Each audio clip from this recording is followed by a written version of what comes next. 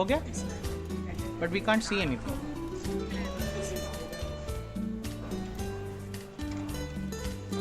इसमें इतना ही व्यू दिखेगा, पर हमारे सिस्टम में हमें दिख रहा है ना? ठीक है. So okay, as long as this will perfect. This will be the real presenter will be here and the presentation is going to be here. ठीक है.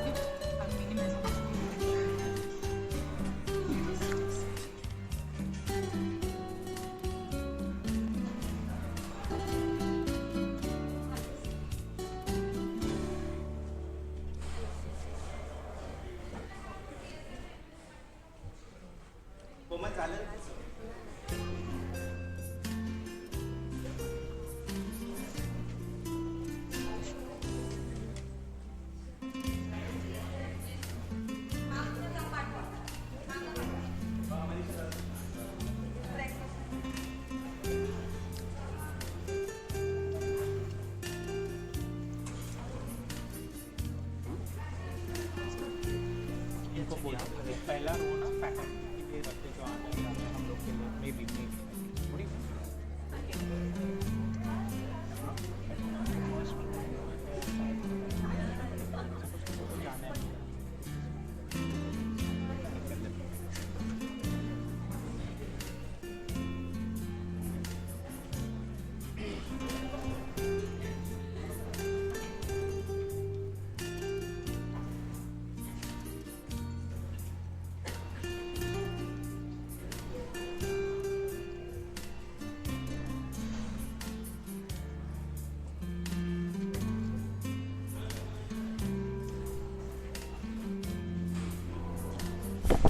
Have most of the people come?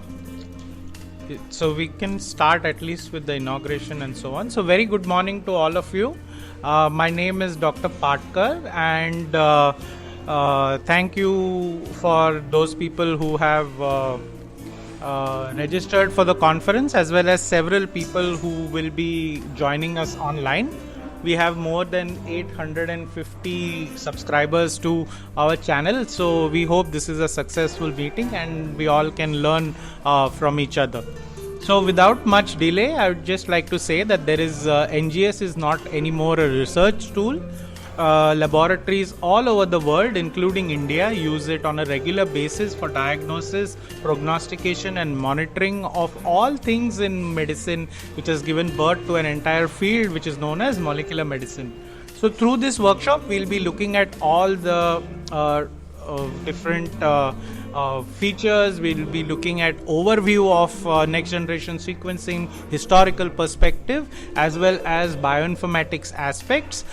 We will also be having a hands-on session where all of you will be getting to look at how NGS libraries are prepared, how they are captured, how sequencers are loaded, how all of that calculation takes place. And then lastly, we'll have a hands-on bioinformatics workshop where once you get the data from the sequencer, you'll see how this data is processed. So we would like to inaugurate the conference. May I please request Dr. P.G. Subramanian to say a few words. After that, we'll get started.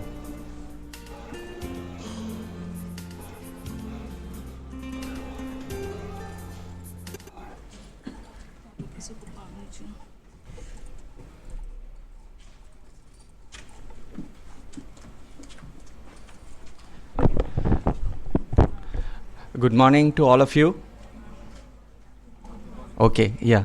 So everybody has woken up. Thank you. I welcome you all to this molecular workshop. It is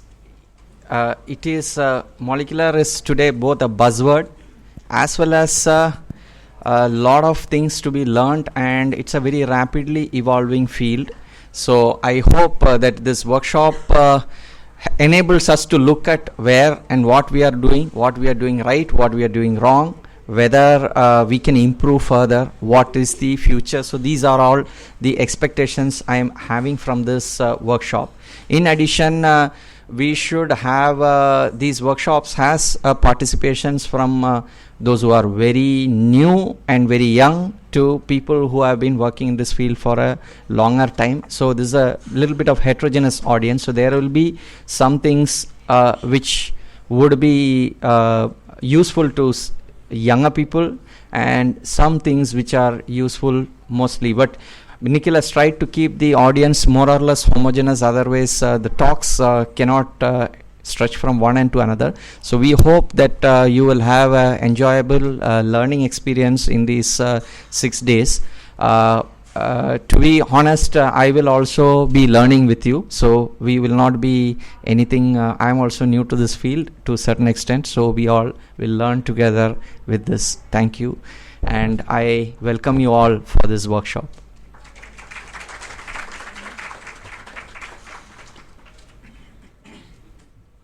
So I think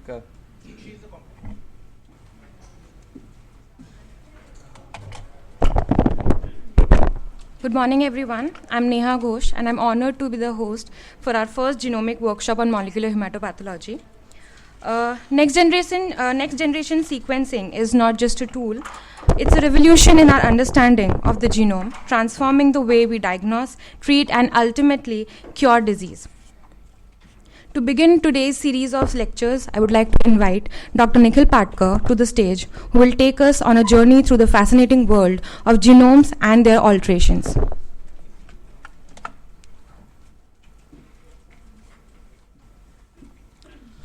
Thank you, colleagues. Without much further delay, to keep things on schedule, we are actually running slightly ahead of schedule. So maybe we can have a round of a small, short round of introductions, because the conference is supposed to start by 9:30. Pankaj sir was supposed to inaugurate, but he had some surgery to attend to, so he said he will. We're supposed to start at 9:15. We're on time. Okay, all right. So then we can have introductions in beach mein if I finish jaldi. Hello. So general idea is to stay on track. So we'll talk about the human genome and its alterations. So I did a lot of reading about the human genome, and I hope I can impress upon you what a huge task this has been for the scientific society at large. So there's this fantastic book. I don't know if you've heard of. I'm sure you've heard of the author, Dr. Siddharth Mukherjee. He's a hemato-oncologist, and he's a historian as well, and in Colombia, and has written this really fantastic book. The Emperor of All Maladies. But there's also The Gene, which is an intimate history, and it has a lovely story of the human genome. And you will see what a huge political endeavor the human genome was. And there's this very remarkable line that more and more the human genome, supposedly one of mankind's noblest undertakings, is resembling a mud wrestling match, and no exaggeration. So the Human Genome Project per se was conceived in 80s. It was conceived by a group of prominent scientists, geneticists of the time, most prominently by James Watson, and all of these scientists met together. They were egged on by the Department of Energy, which is equivalent to our Department of Atomic Energy. In the US, this was the Department of Energy, who said that yes, you should study the human genome, because they were interested in knowing what were the effects of radiation activity on the human genome.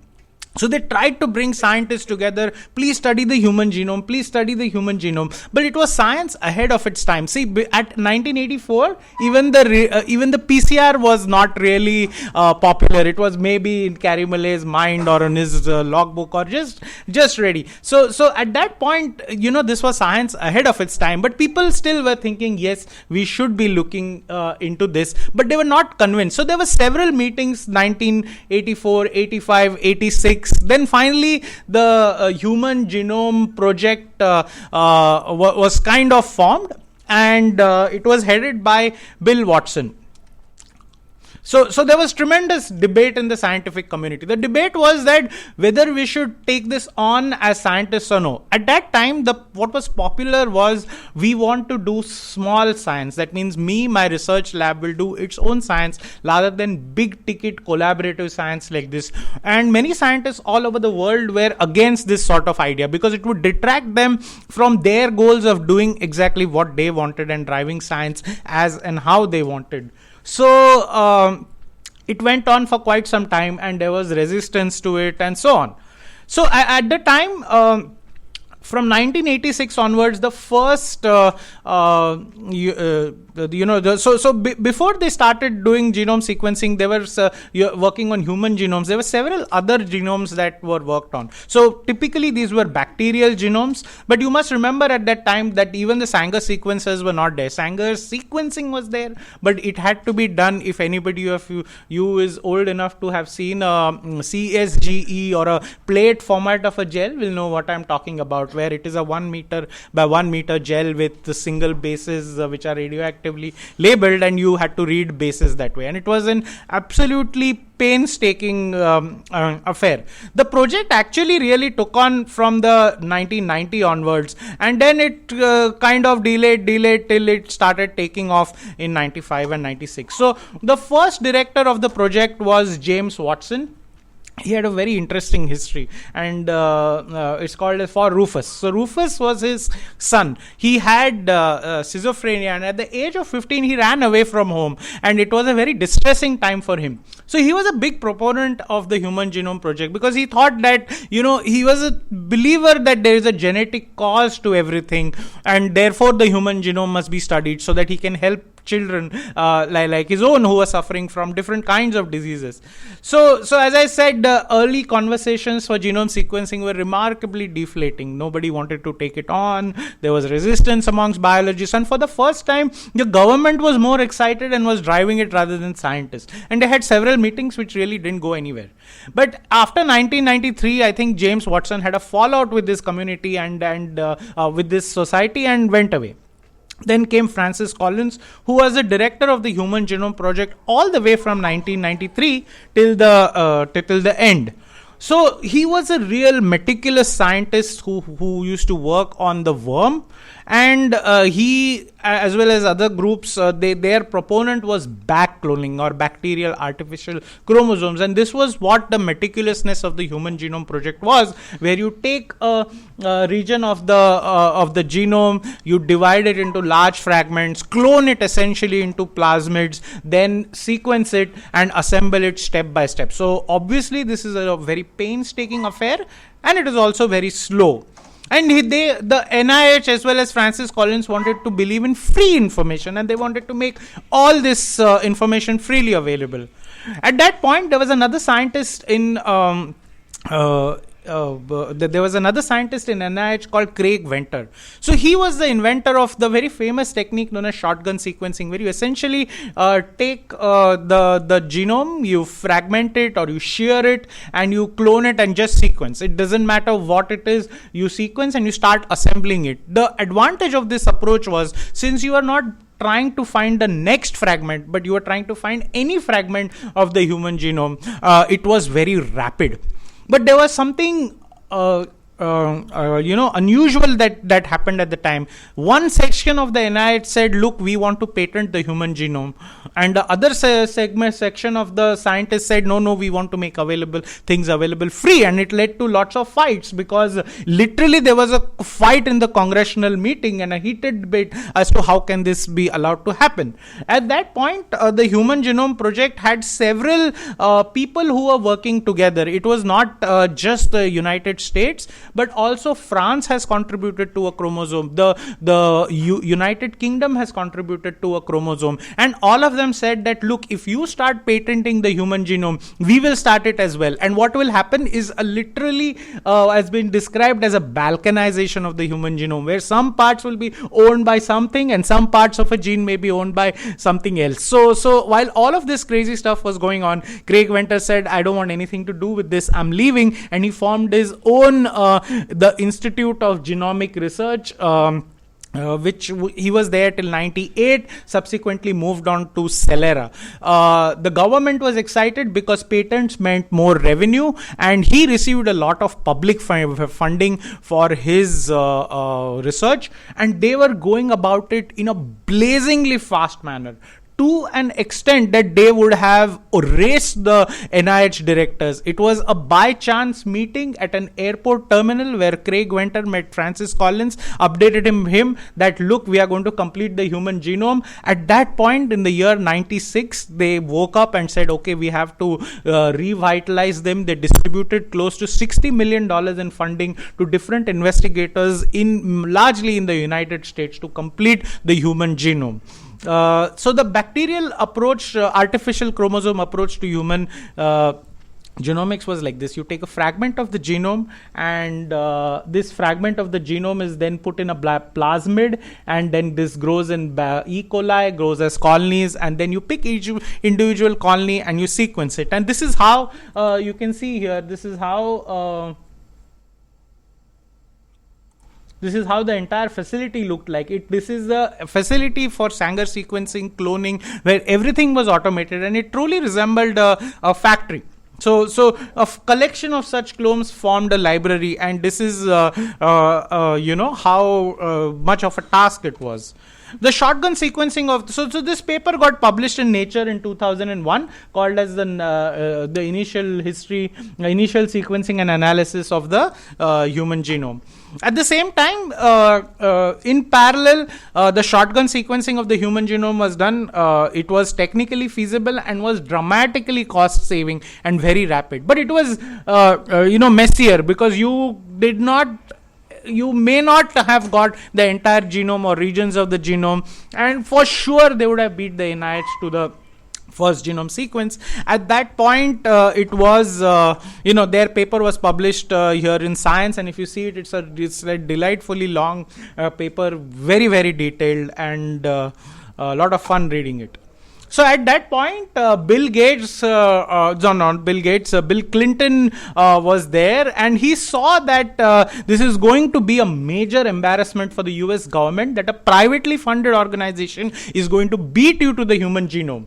So it is very famously said that he wrote on a napkin, fix it, and just sent this letter to the powers that be, and they got both of these guys together and convinced them to publish the human genome together. And this is Craig Venter, Francis Collins, and this is the history of how the first draft of the human genome was made. So it's known as the Book of Man. Man as in it could be woman as well, but in general speaking, general parlance, the Book of Man. Is man no more to this? Consider him well. So there are more than 3 billion letters of the genetic code. It is 66, if you print it, it is 66 times the size of Encyclopedia Britannica. I don't know if growing up any of you had a copy of the Encyclopedia Britannica. It was a huge book and very, very massive. 23 pairs of chromosomes. All other apes have 24 pairs. So we lost a chromosome and we gained a thumb. Okay? It includes about 21,000 genes. It is 25,000 times fewer than rice or wheat. So your breakfast cereal has double the genome as that of you. So it brings us to the parlance or the statement that it's not what you have, but it's how you use it. All right, because this human genome was not just about the size of the genome, but about gene regulatory networks as well, which helped you, which helped it economize and brilliantly use its genome. It is very inventive. It activates or represses certain genes only in certain cells at certain times. It produces near infinite functional variation of its repertoire. Mixes and matches exons within genes, that means gene splicing, to get further diversity out of its limited repertoire. So this is what you say by gene regulation and splicing occurs in the human genome more than any other genome. It is dynamic. So we all know about the immune system, that even before RNA is formed, some of the genes get shuffled together as well as to make novel variants of itself. For example, the immune system, and these are known as a super family of genes which are known as super genes. All right. So genes still account for only a minuscule fraction of it. 98% is not dedicated to genes. There are enormous stretches of DNA interspersed between genes, which are called as intergenic DNA, or within genes, which are known as introns. So These long stretches do not encode RNA and no protein, yet they exist because they regulate gene expression. And for our own naivety, we don't know why this is there. And we thought naively that this is junk DNA. We still have a lot to learn about the human genome. It's encrusted with history. So embedded within the human genome are some peculiar fragments of DNA derived from viruses, past infections that get inserted into the human genome and get locked into that and have been carried passively for millennia. It has repeat elements that frequently appear. So some regions of the genome keep appearing again and again, and they are known as repetitive elements. Some of them are enormous gene families that work together. So all of you have heard in hematology parlance of Hox genes. These are families that are involved in embryogenesis and human development. All right. And it contains thousands of pseudogenes, genes that were once functional, but as evolution happened, as human beings evolved, these became redundant, they became non-functional and do not give rise to any protein or RNA. It accommodates enough variation to make each one of us distinct. The ends of the chromosomes are like shoelaces. You know how shoelaces are tied with that little plastic thing so that they don't fray? So they are tied with telomeres. And we know very little about human genome. We know that how an information in a gene is used to build protein, but we don't understand anything about it even today. How multiple genes are spread across the human genome, how they coordinate gene expression, how they work together into making us this beautiful human Homo sapiens that we are. And we don't know why certain genes are located in one particular geographic location and how they regulate and coordinate gene physiology. It imprints and erases chemical marks on itself in response to the environment. What we know today is epigenetics, right? So the human genome is inscrutable, vulnerable, resilient, adaptive, repetitive, and unique. It is poised to evolve, always. But it is also littered with debris of the past, and it is designed to survive. So the first human genome draft was published in the year 2001, and this was the initial sequencing and analysis of the human genome. This was the NIH paper that was published, but it wasn't really complete because the human genome contained large gaps. So they mention it classically in their paper as euchromatin and heterochromatin. Gene-rich regions were gapped by about 10%. So 10% of gene-rich regions, we didn't know what's going on. And heterochromatin was a gene-poor regions where nearly 30% was not known. So there were huge gaps. Hundreds and thousands of gaps. Some were misassembled lesions, especially because of the repetitive nature of the genome, and if a large duplication was there or a repeat element was there, it could have easily been flipped or misplaced, and there was still a lot of uncertainties. In 2004, this group published another paper which was an update to the initial draft of the genome, where they tried to fix many of these problems. So they tried to make the assembly. They tried to make a better assembly. They fixed the gaps in the genome.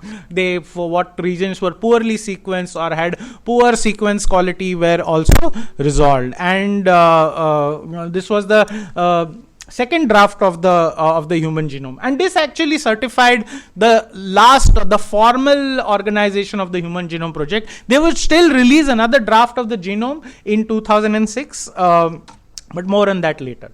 But at that time, the Human Genome Research Consortium is formed, the Genome Research Consortium. So anybody knows about GRCH 37 and 38? The GRCH stands for Genome Research Consortium. All right, so so anybody who's worked in genomics will know about these terms, GRCH 37, GRCH 38, which are in short called as HG 37 or 38 or HG 19 and 38. And the human genome, they decided to address the drawbacks of the human genome. So that means more than 300 gaps in the reference genome were there. There were allelic variations that were poorly represented in areas of high allelic diversity. So typically HLA genes. And some of these, if the original reference genome had a deletion, they were missed. Because after all, it's just one or maybe two Caucasian individuals. So Craig Venter's genome was the Celera genome was Craig Venter's own genome. The NIH genome was also a Caucasian individual. So the Genome Research Consortium were from the Genome Institute of Washington University at St. Louis, at Sanger Institute, the European Bioinformatics Institute, and the NCBI. Even today, these are big powerhouses in the name of genomics. And if you ever want to think, why is it like this? It's because of this history. They had a huge head start into the human genome. It is from here that many things were born. You will see what I mean by that. So the successive versions of the builds are there. So the Genome Research Consortium human builds are the releases of the genome that they release to the public. All right, there are successive versions of the build which bring improvements in quality, which are made possible by better technology, by better representation of underrepresented genomes. And as I said, GRCH38 is the correct name. HG38 is actually kind of a nickname. There are several versions. So from HG4, 5, 6, 7, 8, 10, all the way till HG16 were done by the Human Genome Project. The HG18 was the last version that these folks released, which was in 2006. In 2009 and 2014, or 13, they released subsequent versions of the human genome, which are even today used in all clinical genomics laboratories, all right, and that we know as HG19 and HG38. So these were the versions of the human genome that were released by the Genome Research Consortium. So if you look at the Genome Research Consortium builds, how do they build on these changes as compared to the original reference genome? They release something known as patches. So if you download the human genome and you just cat it, or if you just look at it as a text file, you will come across terms such as patches, and you will come across terms such as alt reference loci. So what's going on? So these were actually patches for a region of the human genome that had certain problems that they had fixed. These patches could have been novel patches if they found or discovered something that was not there in the original assembly, or a fixed patch to remove errors from a previous assembly if they were there. There are also two terminologies that you come across. One is a contig. A contig is a region of the genome that does not have a gap. So you can see the contig here. This does not have a gap. There is one region here, one another mapped region here, and something to fix that in between. This is known as a contig. Whereas a scaffold is highly organized, but this area of the human genome will have a gap.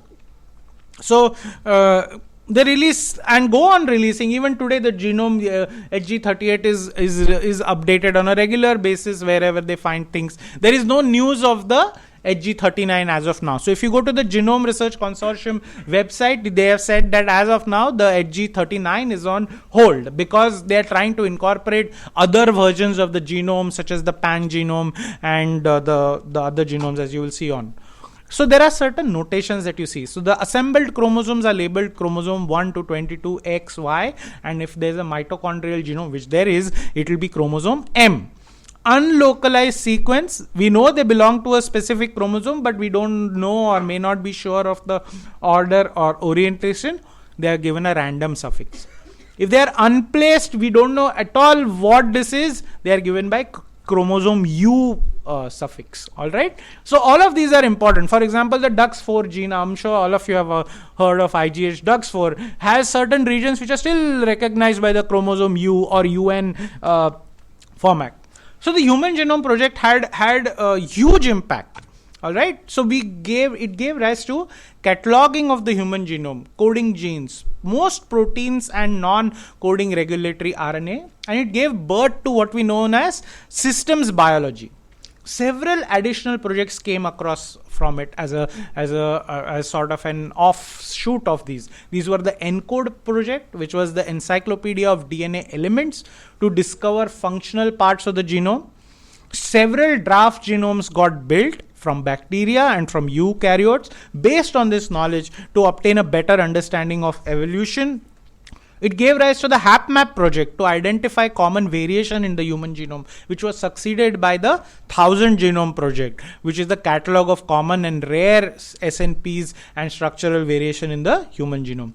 And more importantly, it established for the first time that it's not just biologists or not just lab guys, but you need computational experts as well. Celera or Craig Venter had a team of computational guys working with him, mathematicians, and all of them worked together, and this gave birth to the cross-disciplinary science that we know as bioinformatics today.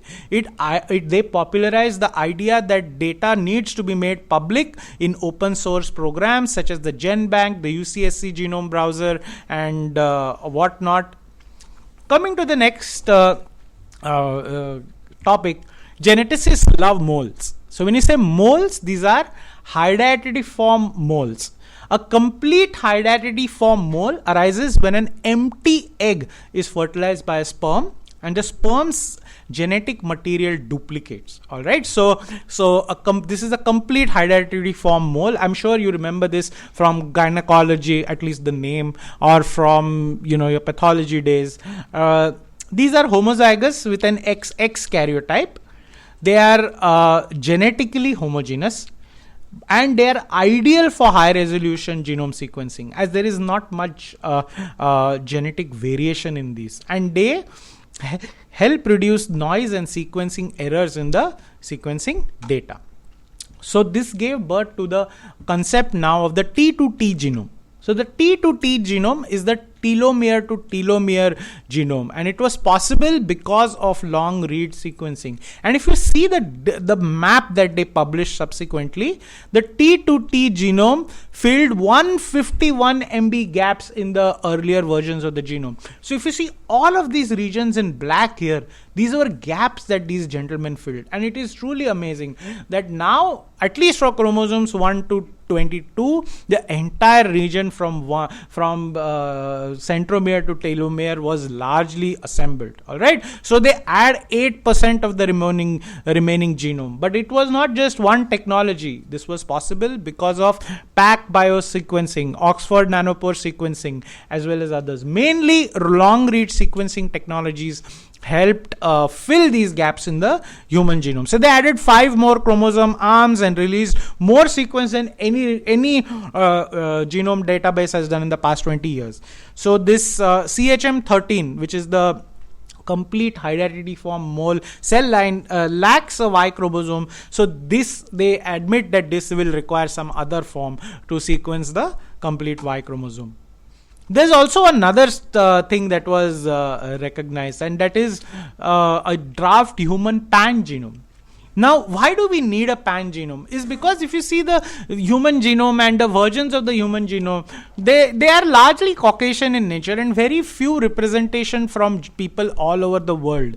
So this human pan genome project tried to address this by taking 50% of people from Africa, 34% from America, Asia, as well as they took some individuals from Pakistan. All right, and this pan genome took all this information, and rather than having a linear representation of the genome like a textbook, they introduced something called as a graph representation of the human genome, where you have nodes which are there for every variation that you see. So if there is an insertion here of ATCGG, this is represented as a different node, and all of this is brought together into one pan genome. It is still not clear how we will utilize this information, because bioinformatic tools, etc., all of these things will need changes in their versions to handle the pan genome, and we will see how this happens.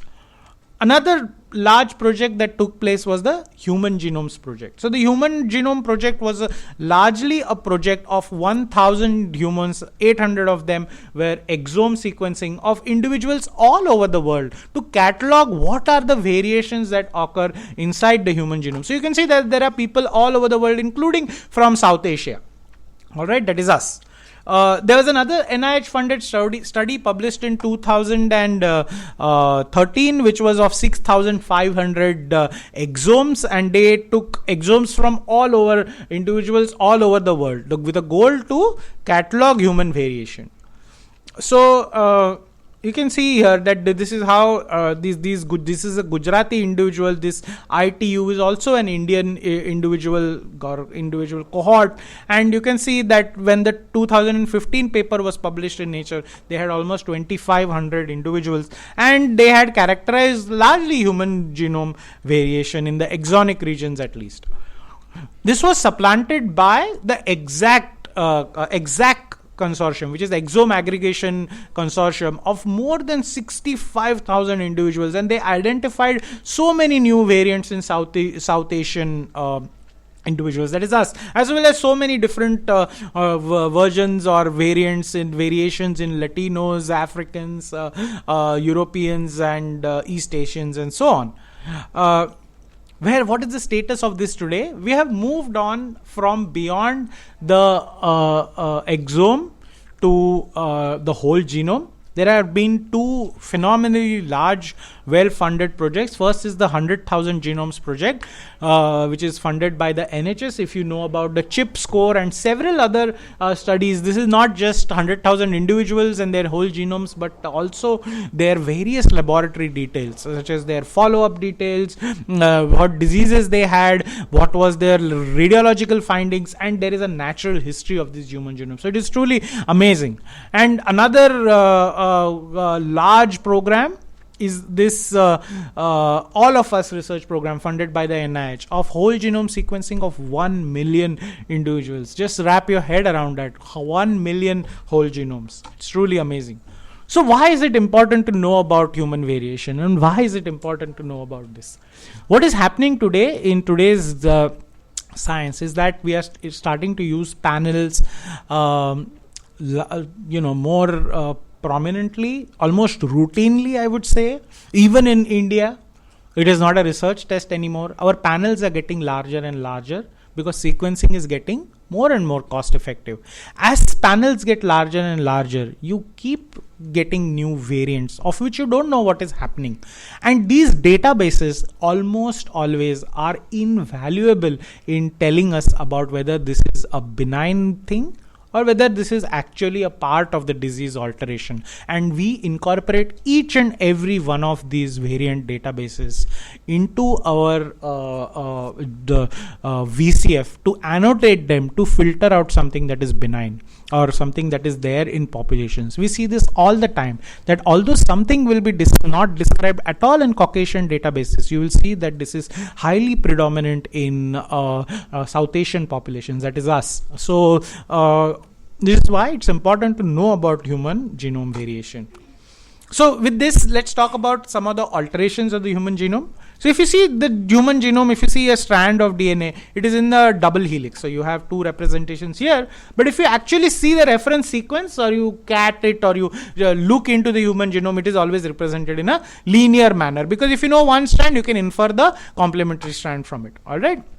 A locus or plural loci are segments of DNA which occupy a particular position or location on a chromosome. Locus can be large, for example, many genes, which is called as the HLA locus. It can have many alleles, which are alternative versions of the DNA sequences. You can have an allele for short hair, allele for long hair, allele for the hair color, and allele for black fur. So together, these are all different alleles, and it brings us to the next concept, that is what is wild type and mutant. So wild type is a prevailing allele present in more than half the individuals or in a population. That is known as wild type or common allele. And the mutant allele is actually other versions of the gene, which are known as variants or mutant allele, because it differ from the original wild type allele because of the presence of a mutation.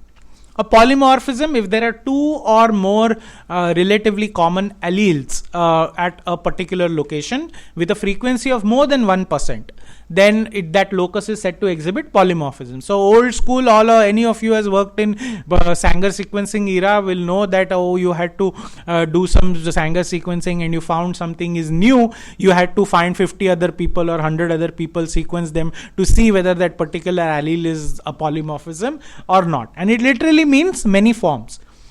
A private allele is a variation which is not so frequent enough in a population to be considered polymorphism. So these alleles are rare and can be to a single family or in a single community, and these are known as private alleles.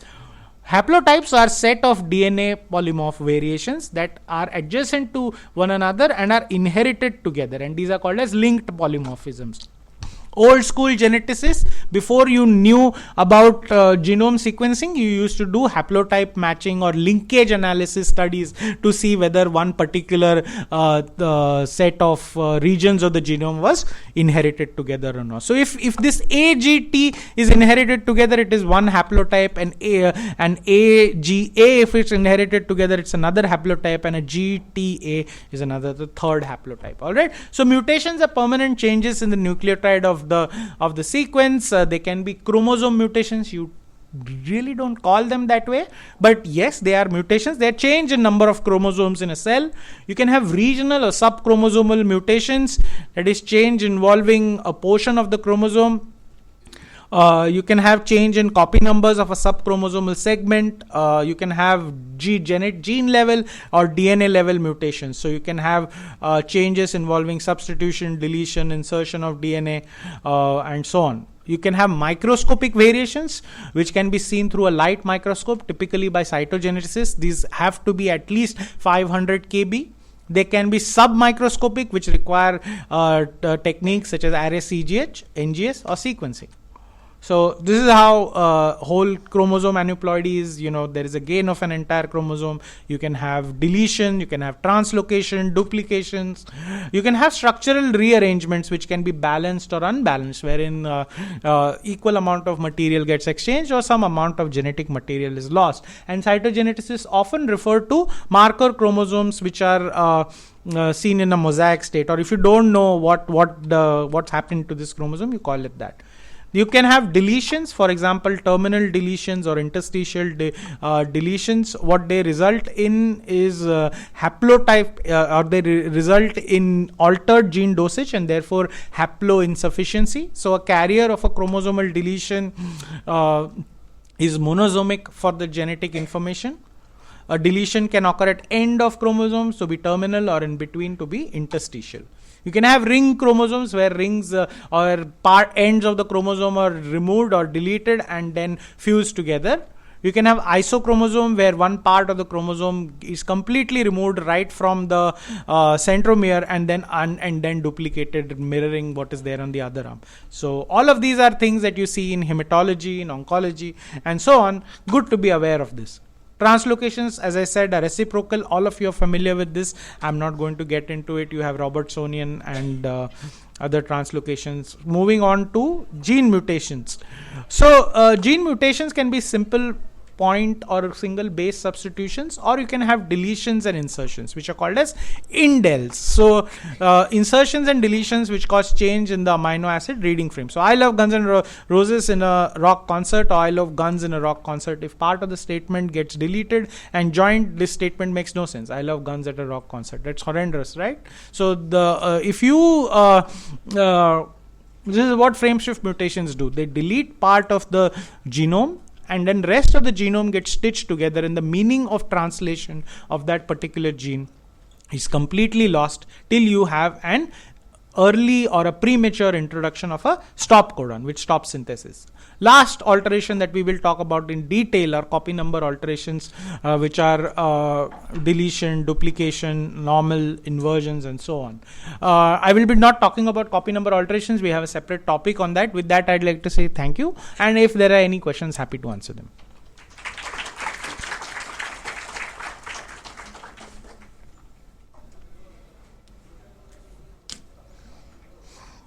Nobody has any question.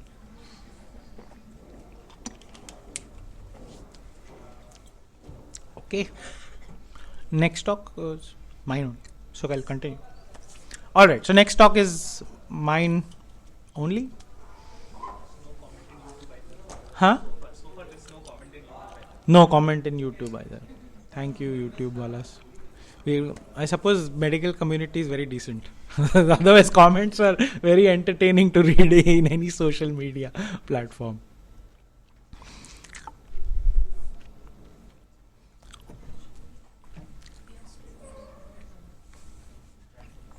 All right. So molecular diagnostics in hematological malignancies, past, present, and future. All right. So what do cytogeneticists do? What do molecular pathologists do? They are different individuals. Cytogeneticists study structural abnormalities, do chromosome banding.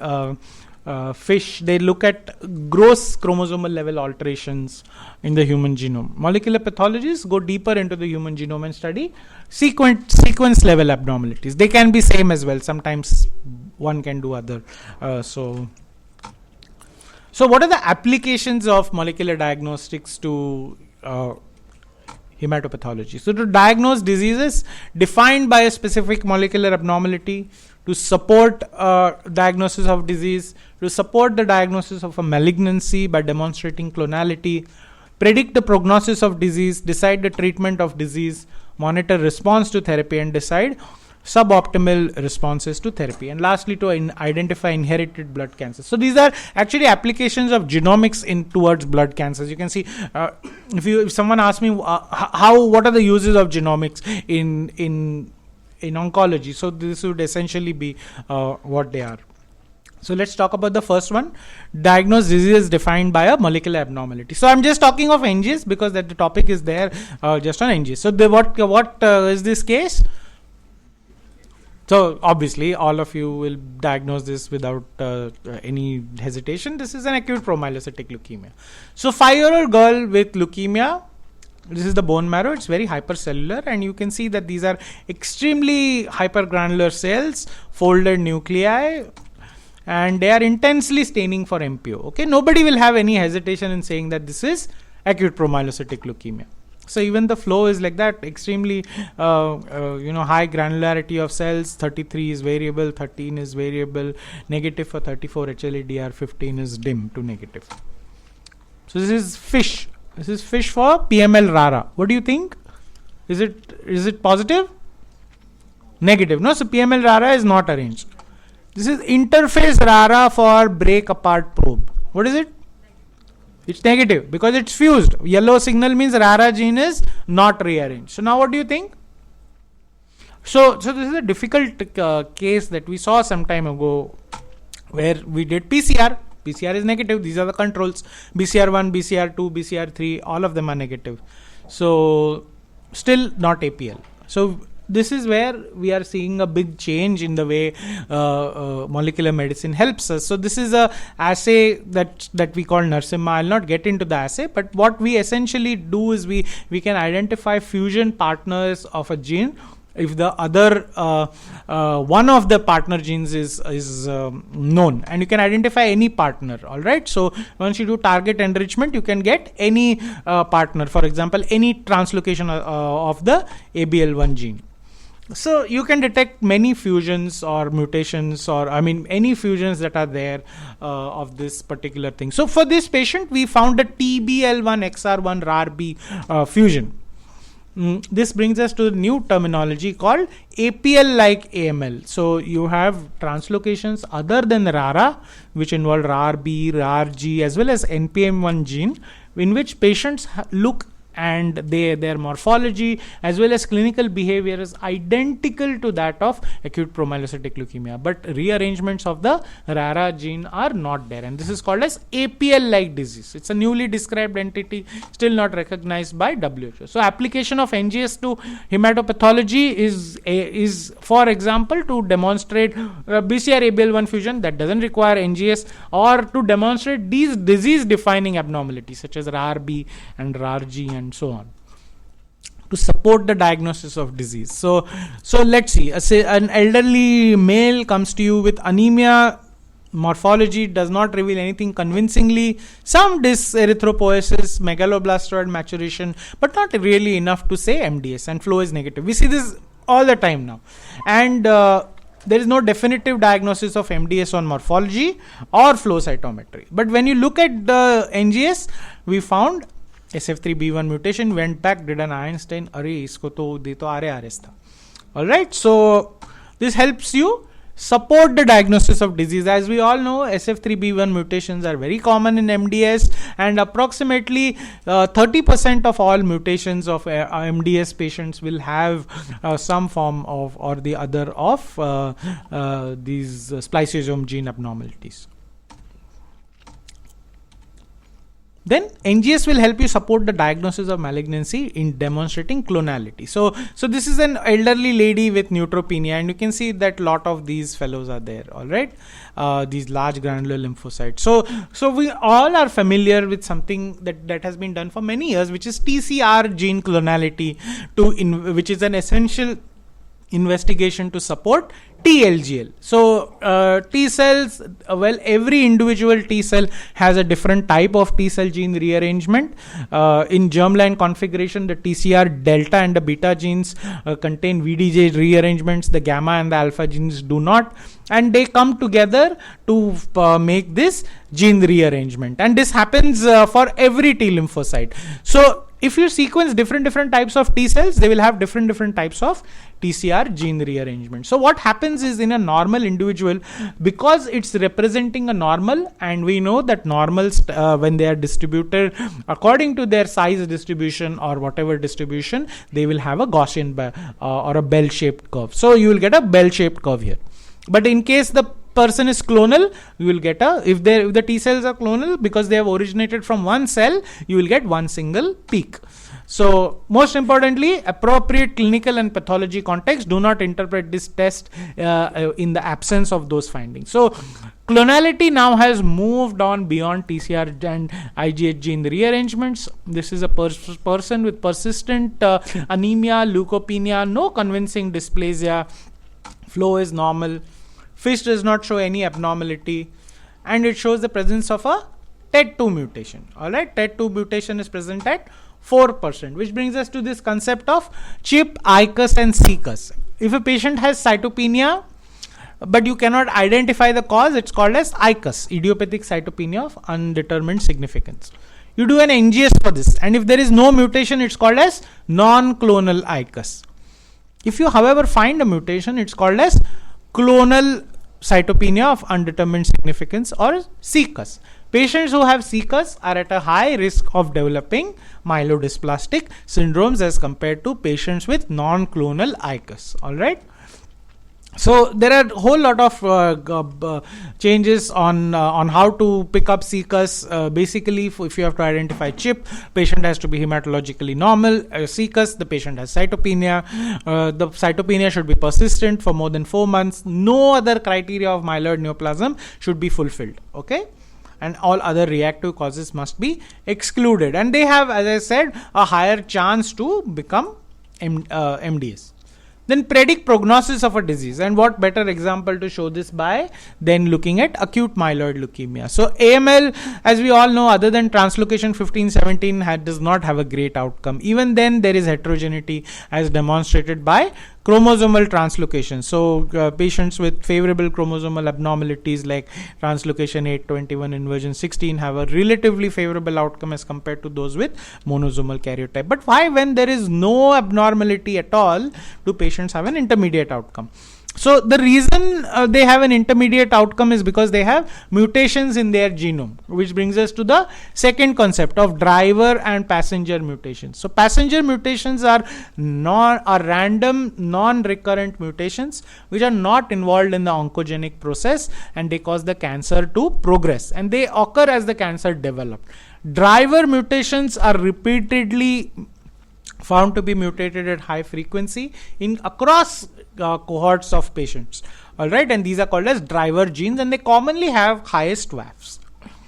So as compared to other cancers, AML is less mutationally complex and has lesser mutations as compared to a solid cancer, for example melanoma. As people did more and more of genome sequencing, these discovery studies went on to evolve into targeted gene panels, because we knew recurrently that genes which are there encoding for these pathways are always mutated. So people said, okay, let's just focus on these instead, and these called targeted panels, which are all used in clinical practice. So this is a seminal paper from the Sanger group, Eli Papamanuel's paper, large gene panel on AML, and they showed that you can risk stratify AML based on this. Even in our patients, we published this some time ago on nearly 400 patients of AML, that you have repeated number of mutations. These mutations occur. They often occur together, or are often occur together as seen in black, or never occur together as seen in red. And they occur at different VAFs. So genes which originate from CHIP will have a higher VAF, genes in signaling pathways such as KIT and FLT3 and so on at a lower VAF. And they, of course, influence outcomes. So WT mutations, FLT3 mutations, RUNX1 mutations are bad in outcome. Today we have the ELN risk stratification scheme for AML, which is very, very applicable to AML, and especially those treated with intensive chemotherapy. NGS is also useful in deciding treatment of a disease. So, a 58-year-old leukocytosis, eosinophilia, you can see that there are increase in eosinophils. Also, these abnormal kinds of megakaryocytes that are there. Some of these megakaryocytes are frankly dysplastic. Lots of immature eosinophils are also there, as you can see here.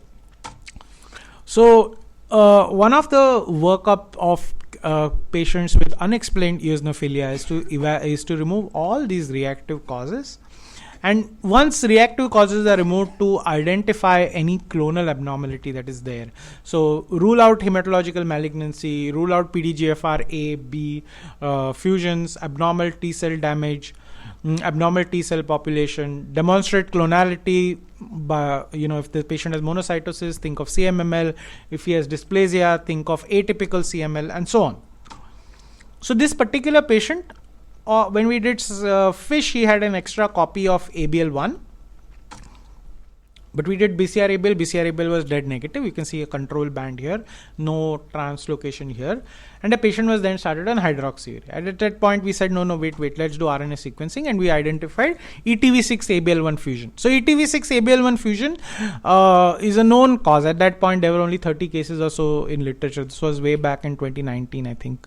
And it is known to respond to TKI. We started this patient on imatinib based on this, and he went in complete morphological remission within 3 months. So the NGS can be very helpful in deciding treatment of disease. For example, PH like ALL, for example, JAK inhibitors in PH like ALL, polycythemia vera, BRAF inhibitors in hairy cell leukemia, IDH inhibitors in AML, FLT3 inhibitors in AML, and so on. Right, 31-year-old male, leukocytosis, you can see there are blasts here. Regular run-of-the-mill BALL, FISH is not contributory. So childhood ALL is not a homogeneous disease. All right, 30% of patients do not have any identifiable abnormality, and those patients actually are a heterogeneous group, which is now, if you see these patients, they have a whole lot of fusions associated with them, which are known as ABL class fusion, JAK-STAT existing abnormalities, PAX5 rearrangement, IGH rearrangements, and so on. And this has given to the, if you read the current WHO, it is defined by the presence of these abnormalities. These are all being recognized now, and we see them, and all of them have different outcomes. As Dr. Sweta has done a lot of work on this, and we will see a paper soon on these abnormalities and how they are clinically important in predicting outcomes. So RNA sequencing in this patient identified a BCR-JAK2 fusion. Alright, this is rare, described only in 7% at that point. These patients have responded to ruxolitinib with limited duration of CR. So this patient, even post-induction, was a high MRD positive at 2%. And this is an example of how RNA sequencing can be used to identify some variations or variants of disease. So PH like ALL is a genetically heterogeneous entity. You require RNA sequencing, you require DNA sequencing, you want to identify fusions as well as mutations. It is important to do so because these are actionable and you can give them specific treatments. You can use NGS to monitor response to therapy. I'm not going to go much into detail on this. Neha, how I'm doing for time? Miss Neha? 5 minutes? 2 minutes left. Okay, so we'll not talk on this. We will talk on error corrected sequencing. And lastly, NGS is useful in determining suboptimal response to kinase to chemotherapy. As in the case of CML, you can identify kinase domain mutations. Earlier, we used to identify them using Sanger sequencing, but now we identify them using NGS. All right. So with that, I'd like to say thank you, and be happy to answer any questions if at all. Thank you. Yes. You showed the first case with even like AML. Was the patient treated with ATRA, and if, what was the response? So it is still controversial on how to treat these patients. They were treated, I believe, with arsenic trioxide initially. There was no response, and they had to be treated like AML with 3+7. So there is still so much unknown about these disorders. The number of cases itself are limited largely from China. There is a paper in leukemia on these patients, and there has been variable response to with ATRA or arsenic. Some respond, some don't. Thank you. Sir, just out of curiosity, sir, like even these cases, like the same case what he discussed, like flow-wise, is it mimicking like APML, sir? Totally. Flow morphology is the plot what you showed was not like APML, because 33 was not that bright or homogeneous. Okay, but those are variations. So 33, if you are aware, is a single nuclear gene which has got a lot of SNPs. Okay, so you get variations even in AML for 33, which is homogeneous or can be completely dead negative. It is because the gene itself is highly SNP rich. So maybe yes, the 33 was not one homogeneous ball. But otherwise you will not. So let me ask you, if you saw this otherwise, you would not say APML? No, based on 33. Morphology is very pushing towards. Even if I didn't, if you had that morphology and that flow, you'd still say APML, right?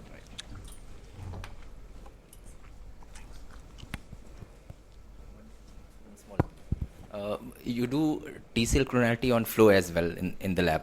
So how does the TCR on molecular and the flow correlate if it's in the generally concordant? I don't think we have seen any cases like that. Maybe one case where we found TCL was clonal, and here we found oligoclonal something, and yeah. Otherwise, there is good concordance is what we are seeing. And flow based is done by TCRB1. TCRB1. The other one we have got, I don't think we have still yet brought it into practice, or we are obtaining. TRBC. It's generally reliable. TRBC one is generally reliable. It is always good to do both things. The other one is also, it's super cheap to do. We have our own homebrew assay. It doesn't cost anything. Sir, okay, so that if it is TLGL, it's fine. How about I'm ignorant. I'm just asking you, sir. How about NK-LGL? If it's a chronic lymphoproliferative disorder of NK cells. So you cannot do T cell clonality for this using molecular. You can do KIR typing, but as far as I know, I don't think any lab in India does. It's so rare. It's just not worth investing in this test. It's because it's so rare. We are moving on to NGS as a part of our leukemia panel to incorporate clonality into it, because we are moving on to NGS based MRD. So you need to identify the clones, at least what we think at beginning. So automatically you will identify the T cell, B cell clones there.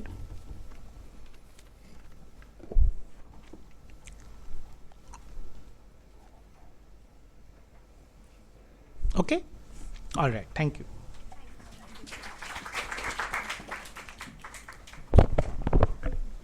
Now, Dr. Sweta Rajpal will give us an overview of the principles and technologies behind next generation sequencers.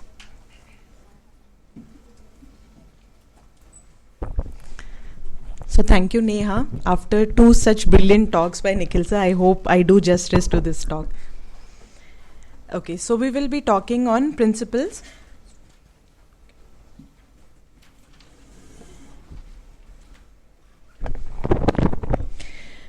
We will be talking on principle and technological overviews of next generation sequencing. So if we see what happens in next generation sequencing, The basic principle, we have it divided in long read sequencing and short read sequencing. So what do we understand by these terms, long read and short read sequencing?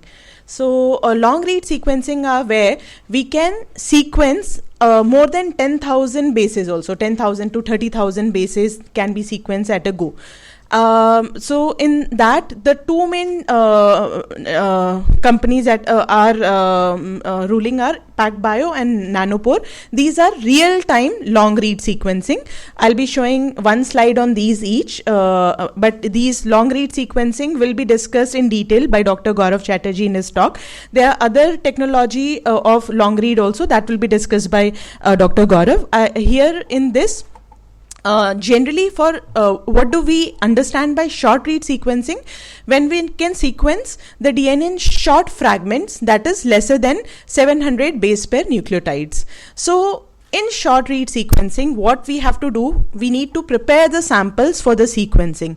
So how do we prepare the sample? We need to fragment the DNA and then ligate it with adapters or oligo that go and bind to the respective technology part. For example, in Illumina, we have flow cells which are coated with lanes of oligo. So these adapter ligated sequences go and bind to these coated lanes of oligo, and then template generation by PCR happens. So in Illumina, the PCR happens by bridge PCR, while other technology of template generation are emulsion PCR, where PCR happens in beads in an emulsion.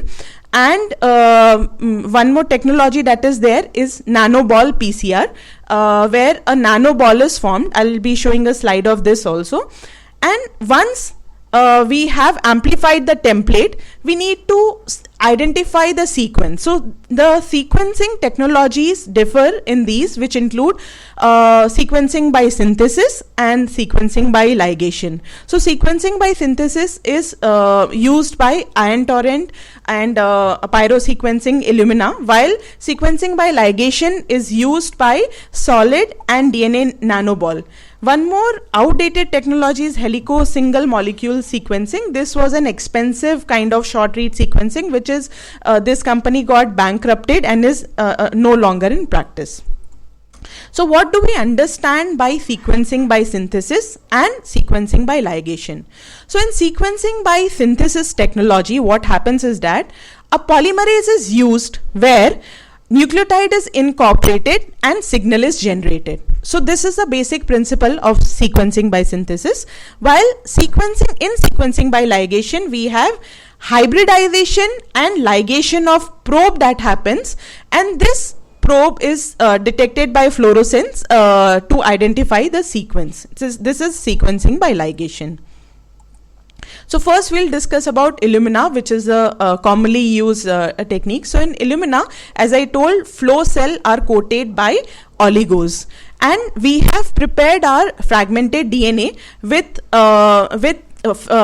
adapters that are complementary to this oligo in each end. So we have two kind of oligos here. First, this fragmented DNA goes and binds to complementary sequence here, and then this entire segment is extended by use of DNTPs, polymerase, everything. Now in the next step, washing of the original template happens, and they will be bending over of this oligo, and this will form a bridge, and then with the availability of DNTPs and all the PCR reaction, there will be extension and bridge amplification will happen. This will be repeated to generate around 100 to 200 million clonal clusters, and this will form in a flow cell, which will be repeated, and then we can sequence them by using sequencing by synthesis method. So what happens here is, the oligonucleotide which are fluorescently labeled are put, and whatever are complementary, they will go and bind to the sequence, and once they are bound, they'll be excited fluorescently, and one signal will be detected here. After the detection of signal, or after imaging the slide at this position, the fluorophore will get cleaved and the hydroxyl ion will get free, so that the next nucleotide can come and attach, and the cycle can be repeated to decipher this entire sequence. So this is a reversible chain termination method that is used by Illumina sequencing, and the error rate is 1 in 1000 bases. So how is this different from the normal Sanger sequencing? In the Sanger sequencing method, we had irreversible chain termination. So one DNA fragment, once the fluorophore labeled DDNTP bound to the fragment, it would not get extended beyond. So then we had different fragment of different length, which when passed through the capillary could detect the signal that which sequence is there. But since it is irreversible chain termination, the sensitivity of Sanger is obviously very low. So difference between Sanger is irreversible chain cycle termination versus reversible cycle termination that is there in Illumina. Because Illumina is frequently used, we will just see the video.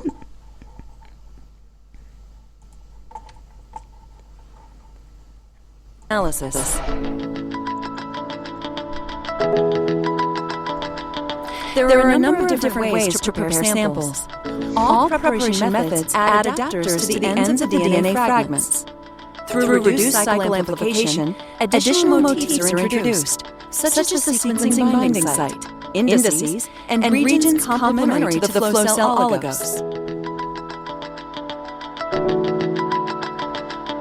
Clustering is a process where each fragment molecule is isothermally amplified. The flow cell is a glass slide with lanes. Each lane is a channel coated with a lawn, composed of two types of oligos. Hybridization is enabled by the first of the two types of oligos on the surface. This oligo is complementary to the adapter region on one of the fragment strands. A polymerase creates a complement of the hybridized fragment. The double-stranded molecule is denatured, and the original template is washed away. The strands are clonally amplified through bridge amplification. In this process, the strand folds over, and the adapter region hybridizes to the second type of oligo on the flow cell. Polymerases generate the complementary strand, forming a double-stranded bridge. This bridge is denatured, resulting in two single-stranded copies of the molecule that are tethered to the flow cell. The process is then repeated over and over, and occurs simultaneously for millions of clusters, resulting in clonal amplification of all the fragments. After bridge amplification, the reverse strands are cleaved and washed off, leaving only the forward strands. The 3' ends are blocked to prevent unwanted priming. Sequencing begins with the extension of the first sequencing primer to produce the first read. With each cycle, fluorescently tagged nucleotides compete for addition to the growing chain. Only one is incorporated based on the sequence of the template. After the addition of each nucleotide, the clusters are excited by a light source, and a characteristic fluorescent signal is emitted. This proprietary process is called sequencing by synthesis. The number of cycles determines the length of the read. The emission wavelength, along with the signal intensity, determines the base call. For a given cluster, all identical strands are read simultaneously. Hundreds of millions of clusters are sequenced in a massively parallel process. This image represents a small fraction of the flow cell. After the completion of the first read, the read product is washed away. In this step, the index 1 read primer is introduced and hybridized to the template. The read is generated similar to the first read. After completion of the index read, the read product is washed off, and the 3' ends of the template are deprotected. The template now folds over and binds the second oligo on the flow cell. Index 2 is read in the same manner as Index 1. Polymerases extend the second flow cell oligo, forming a double-stranded bridge. This double-stranded DNA is then linearized, and the 3' ends are blocked. The original forward strand is cleaved off and washed away, leaving only the reverse strand. Read 2 begins with the introduction of the Read 2 sequencing primer. As with Read 1, the sequencing steps are repeated until the desired read length is achieved.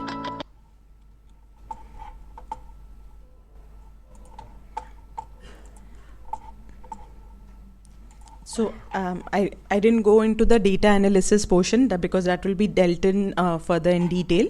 So now if we go to the next technology where the next most common short read sequencing is ion torrent. So basic principle that happens in ion torrent where amplification or template generation happens in emulsion PCR.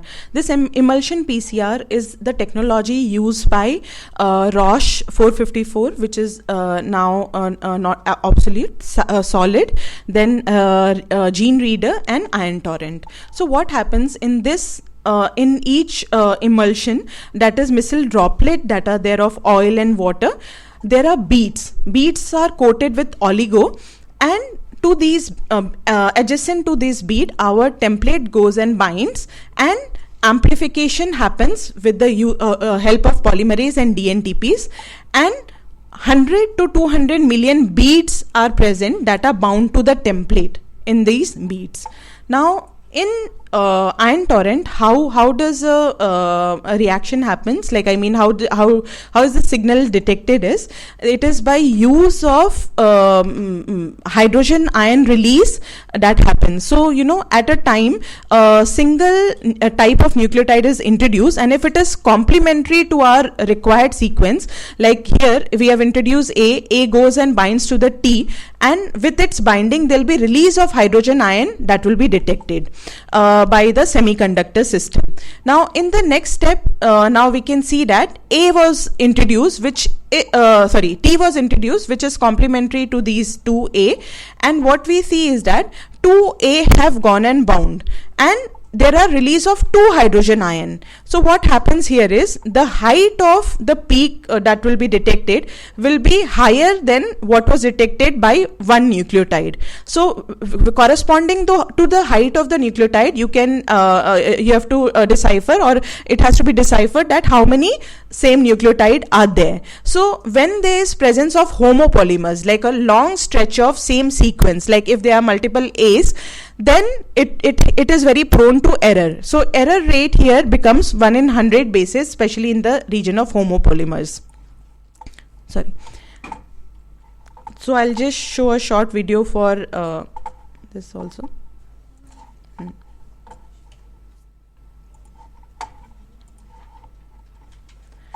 No, it's here. One second. Nucleotides in a whole genome. Ion torrent technology from Thermo Fisher Scientific takes an entirely new approach to next-generation sequencing, making it massively scalable, faster, simpler, and more affordable than ever before. The sequencing of DNA is done using a semiconductor chip, similar to the chip found in digital camera. While the chip in digital camera has a sensing layer covered with millions of pixels that translate light into digital information, an ion chip has millions of wells covering those pixels. These wells capture chemical information from DNA sequencing and translate it into digital information, or base calls. The sequencing process starts when a sample of DNA is cut up into millions of fragments.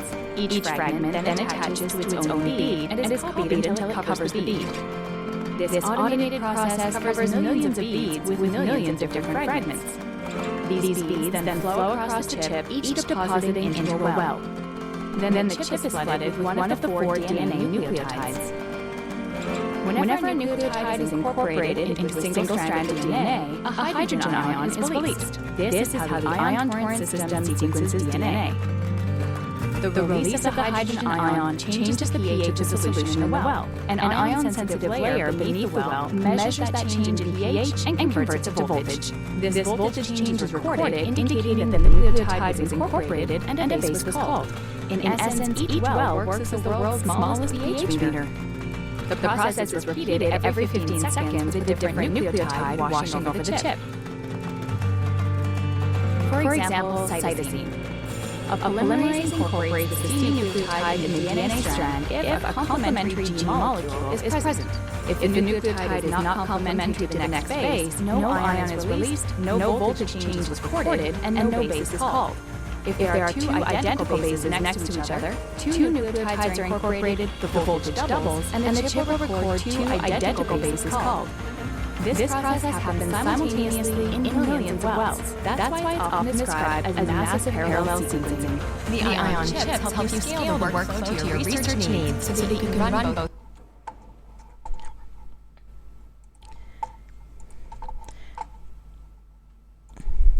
So now, apart from these two commonly used technology, we have other techniques that are there. So which includes solid, which is by Thermo Fisher. So in this, sequencing happens by ligation. So in solid, what happened is emulsion PCR was where the template generation had happened. Now sequencing happens by ligation. So what happens in this kind of sequencing? This is a kind of paired end sequencing where we have an anchor, we have a probe with two known nucleotide, and we have these degenerated bases which are fluorescently labeled. So these two known nucleotide are of various combination which are bound to different fluorochromes. So now what happens at a step, all the different combination will be put in, and whichever combination goes and hybridizes here, it will give a fluorescent signal. After the fluorescent signal is given, there will be cleavage of this fluorophore that will be happening, and then subsequently again similar reaction will happen to decipher. So what we can see, 10 such cycle will happen, and among 5 nucleotide we can know these two are the sequence we can identify, but 3 will remain degenerate. So this is happening part by part here. So now what in the next cycle we will have an anchor with an n+2 offset. So initially the length of anchor that we had, the next anchor will be +2. So then next two sequence will get deciphered. Similarly here next two will get deciphered, here next two will get deciphered, and this will happen again and again to decipher this entire sequence in this solid method. Another technology is by BGI, or Complete Genomics company, which is BGI, where it happens by generation of nanoball. So what happens here is, first of all, a DNA template is there which is bound to adapter in both ends, which gets circularized. Once this is circularized, there will be cleavage and there will be addition of another adapter, and the repeated cycle of this adapter ligation will happen, where we will get 4 adapters in every strand of circular DNA that will be there. Once we have this, there will be rolling circle amplification. So these we will have sequence that is complementary to one of the adapter, and it will come and generate these DNA in this nanoball kind of form. Repeated cycle of PCR will happen here, and we will get a template in the form of nanoball. So this happens completely in solution, and then after this nanoball has been generated, this is then bound to a patent flow cell where fluorescence is detected by hybridization again. So this again uses technology of hybridization, but here unlike the solid sequencing, here we have a single nucleotide at a time. Okay, so single nucleotide with a probe and with an anchor will be there, and a single nucleotide that is bound will be identified by fluorescence, and once this fluorescence is identified, this will get reset, and in next step another anchor with n+1 will get bound. So this is how it will decipher the entire sequence, and paired end sequencing will happen. So one from the forward end, the other one from reverse end. So both end sequencing will happen for deciphering the sequencing in this. Now coming to the principle of long read sequencing. So I'm talking about long read real-time sequencing principle only in brief in this. Gaurav will be discussing about them in detail. I have not spoken about Illumina and 10x genomics that will be dealt in the long read sequencing class. So here, if we talk about the commonest names that are there in long read sequencing, Pacific Bioscience is one of them. So here we have 2 hairpin loops that bind to the DNA fragment in both the ends. And then this is guided to this wave pool. So basically this is ZMW wave. So zero mode wave pool. So here in the bottom of these well, we have a DNA polymerase. So DNA is directed here, and once it passes through this DNA polymerase area, here the nucleotide incorporation happens, which is fluorescently labeled, and this is detected in real time about what sequencing is happening. So this is a real-time long-read sequencing by Pacific Bioscience. Similarly, we have another long-read sequencing, that is Oxford Nanopore. Here, ideally, we should have hairpin in one end, and other end is a leader end. So leader end will direct the DNA to this nanopore, that is an electrical pore through which when the DNA or RNA molecule passes, the change in electrical voltage will help us to detect what kind of nucleotide it is. So these were about the known sequencer that we have, but now recently we have new technologies that have come up, so I'll just briefly talk about them. There is Onso PacBio system. So in this is a PacBio had long read sequencing. Now this is a short read sequencing by PacBio, where we had read about sequencing by synthesis in Illumina. Here they have named the technology as sequencing by binding.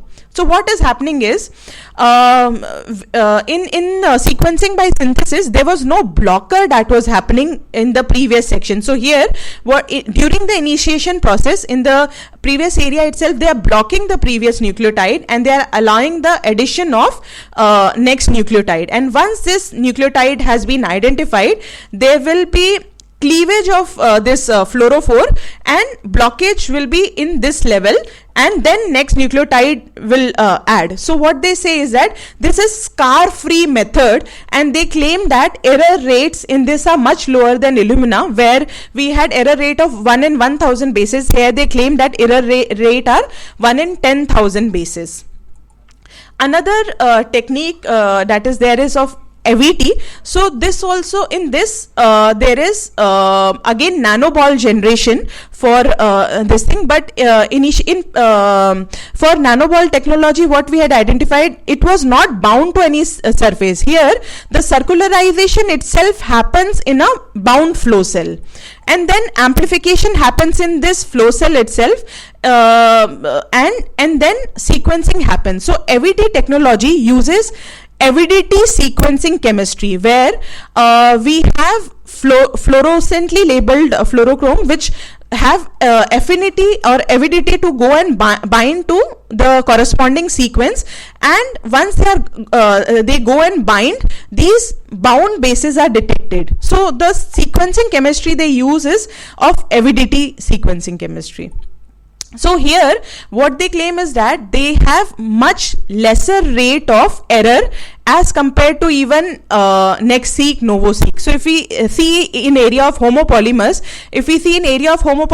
the NextSeq and NovoSeq, the error is mismatch rate is much higher, while the mismatch rate in case of AVT remains constant despite the position of homopolymer.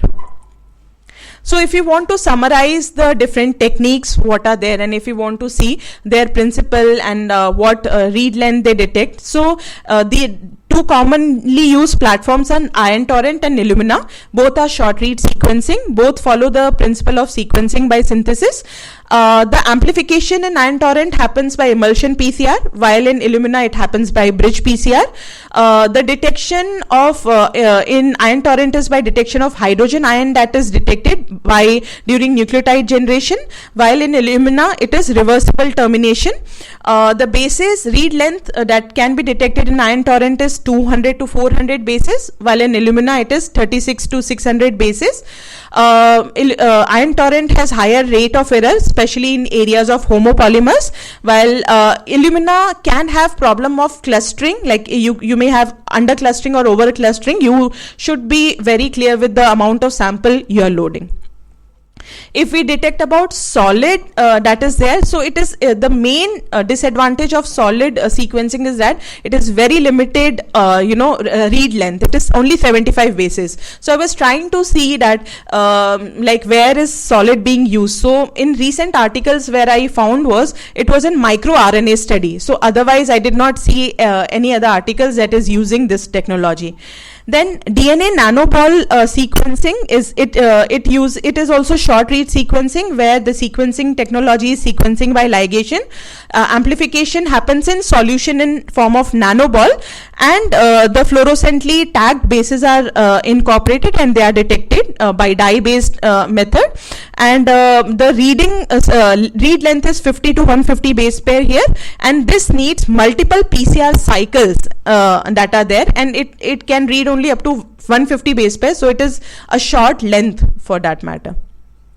If we look at the long read sequencing, the technology for PacBio is sequencing by synthesis, and for nanopore is electrical impedance. Both are without PCR. The principle in PacBio is zero mode wave guide, where in the bottom of the well there is DNA polymerase which will detect which will incorporate our DNA polymerase, and both of these technology can detect our longer length, like 10,000 to 25,000, 30,000 bases. But PacBio is very expensive, while nanopore, the disadvantage is that error rates are higher. So if you want to see which sequencer do you want to buy for your lab, or what do you think? So it will basically depend on what kind of sample you are getting, what is your workload. Are you sitting in a referral center? Are you sitting in a center where you want to do a limited kind of panel? That becomes important. So I have listed out the these are the Illumina benchtop sequencing system. This is from the Illumina website. So it is showing you the output that you get. So suppose currently in our lab the machines that we are having are MySeq, MiniSeq and NextSeq 1000.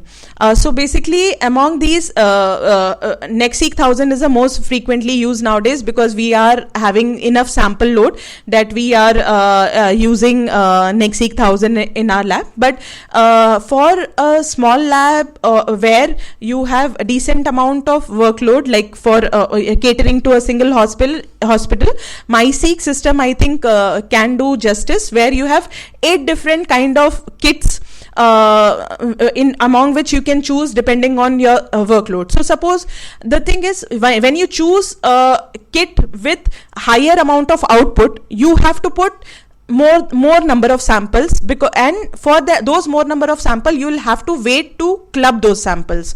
So that is important thing that you have to consider, that what is the turnaround time in which you want to report out. So accordingly you need to decide that what machine you would want to put. So now these are the production scale sequencers that are there by Illumina. There are still more sequencers that are there, but I just wanted to show you all these what are available in the Illumina. Thank you. If there are any questions, I'll be happy to take.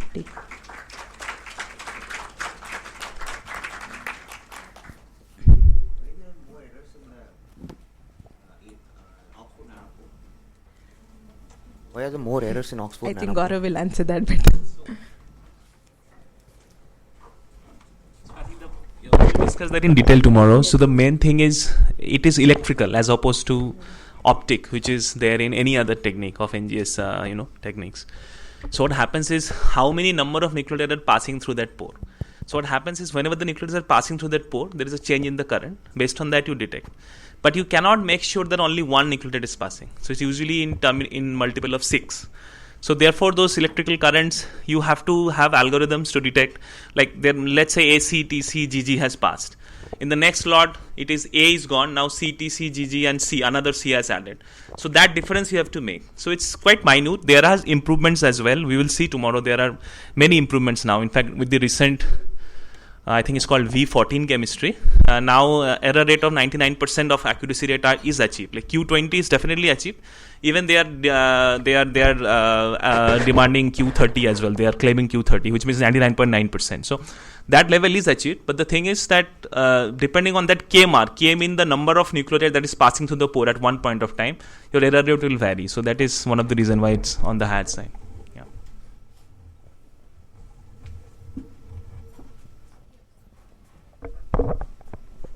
So in Illumina also, so there are different kind of chemistries, like channel chemistries. It can be the 2-channel chemistry or can be the 4-channel chemistries. Correct. So apart from these corrected base call or the faster sequencing, are there any difference between these 2-channel and 4-channel to deal with the diverse nucleotide libraries or the kind of less diverse nucleotides? So what is the kind of a more advantage and disadvantage of this kind of a 2-channel and the 4-channel? So more than anything, actually 2-channel chemistry is using lesser number of like laser, so that way it will become cost effective is the only thing. Otherwise, as such, while if you look in the chemistries for this thing, they have obviously 4-channel chemistry will give you more it will give you more accuracy, but at the same time it's not like for things you need to keep in consideration while preparing for this library, or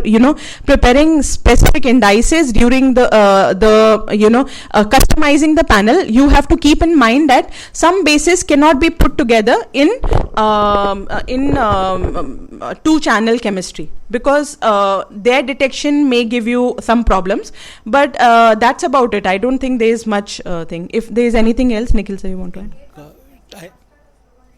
I think what Dr. Sweta said is absolutely right. The 2-channel chemistry utilizes 2 G's to G's recognizes a black signal. So when you use these sequences, if you do your custom indices and so on, you cannot put 2 G's in the index. So if you do that sort of thing, otherwise mostly it makes no difference. 4-channel chemistry is an older chemistry.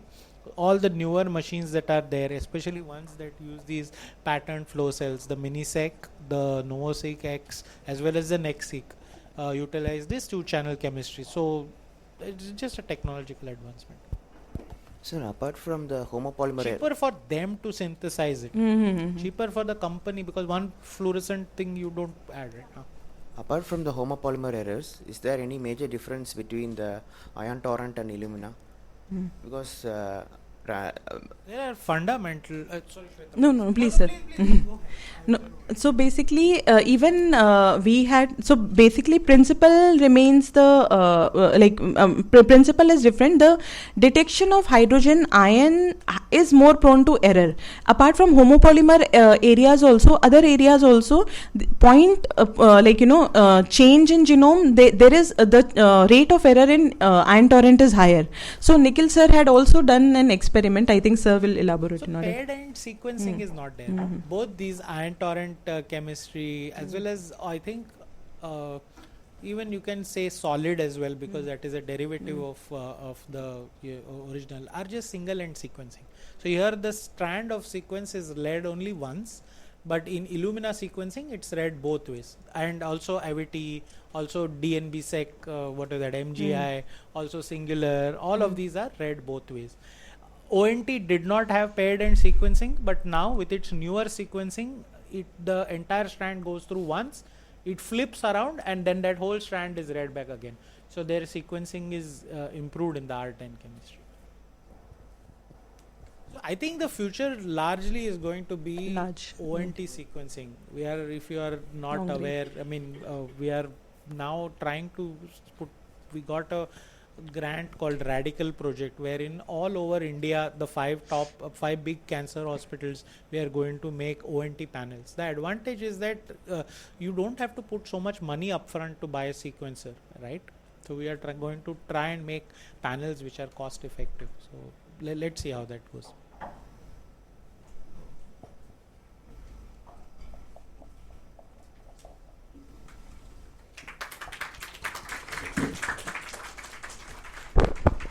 Okay, so it's now time for an interactive session.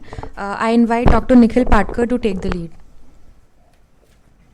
Thank you, Dr. Neha. So nothing. We just want you to know who are all of you, where you have come from. Many of you are so familiar faces, but still a round of formal introduction. So we'll request Priyanka to start from there.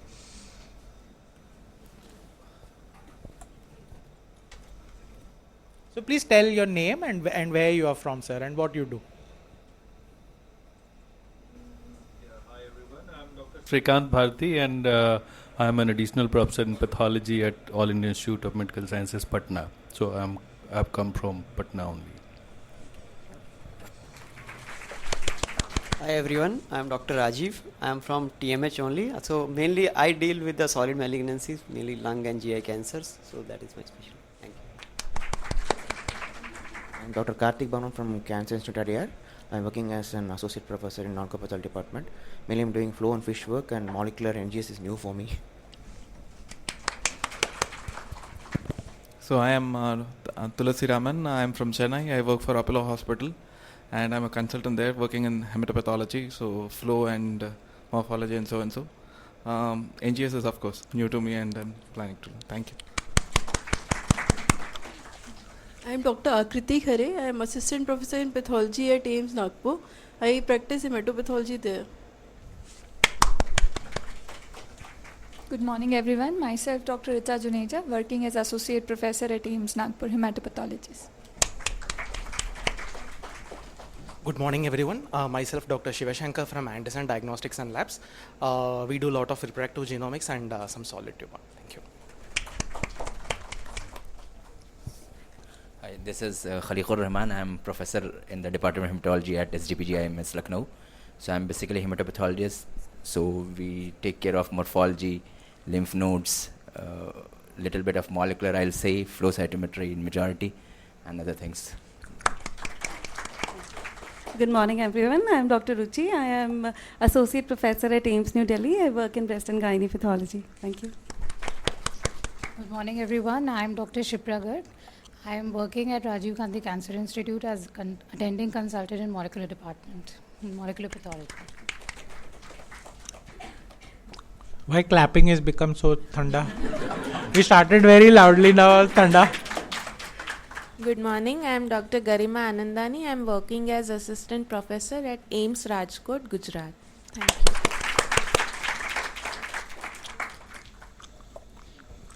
Good morning, I am Abhishek Purohit from AIIMS Jodhpur. Hi, good morning everyone. I am Dr. Gaurav Chabra, working as additional professor at AIIMS Bhubaneswar. Good morning everyone. I'm Dr. Anu Meha from Homi Baba Cancer Hospital, Visakhapatnam. I'm a hematopathologist there.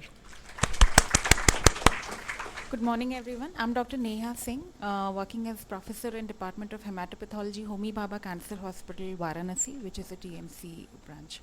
And we do flow, both diagnostic and MRD, and molecular up to NGS, but I'm learning a lot every day from Nikhil sir.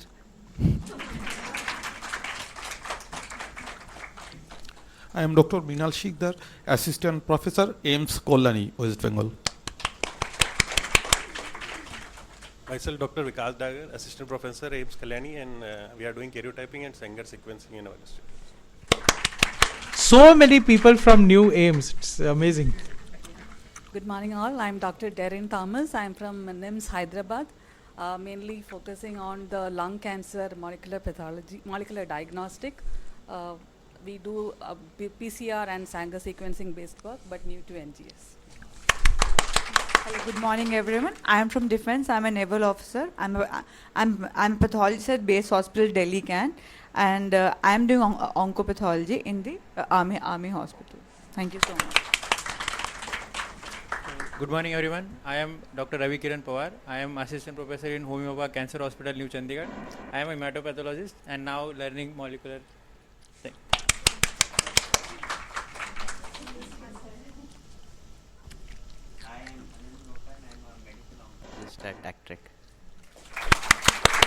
So Anant, I'll say, is a close collaborator. He's got so much interest in metagenomics, and he's becoming full lab person. So I'm very, very, happy and proud of him. So he's got He does extensively lot of stuff on Oxford Nanopore. He has his own research team now.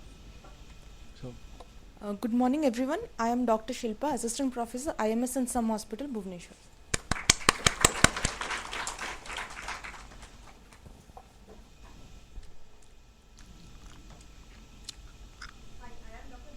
From Homi Bhabha Cancer Hospital, New Chandigarh. Do we finish everyone? Anybody's left out of the delegates? Lots of our students are left out. Yes, that sir is left out. So please. Rawat, I'm a professor at Allergy Immunology Lab, PGI Chandigarh. So oncology is not my cup of tea, to be frank, but we do a NGS for patients with what are called inborn errors of immunity or primary immunodeficiencies, and these do have some overlap with hematology as well. Thank you. Fantastic. So the rest of the people you see here are all Hempath fellows, flow fellows, molecular fellows, some technical staff. Who else I forgot? PhD students, and so lots of people are there, and they have worked, I think, lots to make this workshop happen. I just show up. Most of them do the work. So all right. So are you a delegate as well? Wonderful. Please introduce yourself. You have come at right time. I am from Guwahati. Wonderful. Welcome.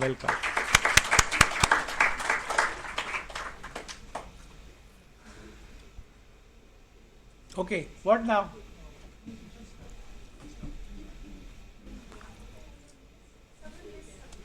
What do we do now?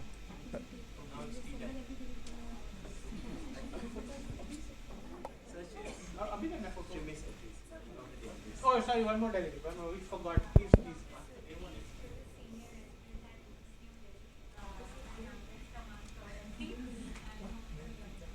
Wonderful.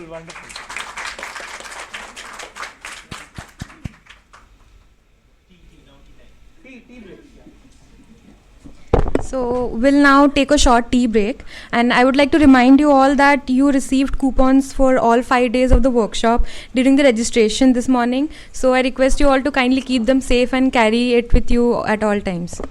Common photograph of delegates. It's mentioned.